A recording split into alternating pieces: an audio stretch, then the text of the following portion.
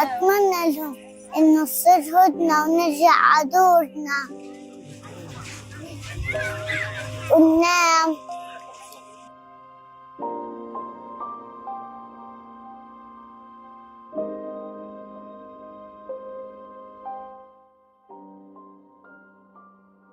وائل صالحة 5 سنين، ونحن وأبويا وأمي وإخوات هم 3، سلمى وحلاء وسارة.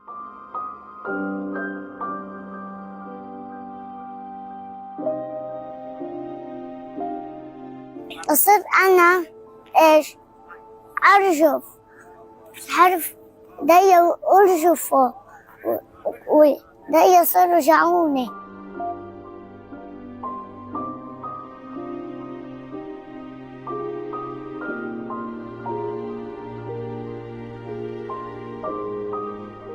I'm the Imala coordinator for Al Khidma Foundation Pakistan. Today we are going to distribute clothes for orphans here in Gaza, especially in Deir al-Balah.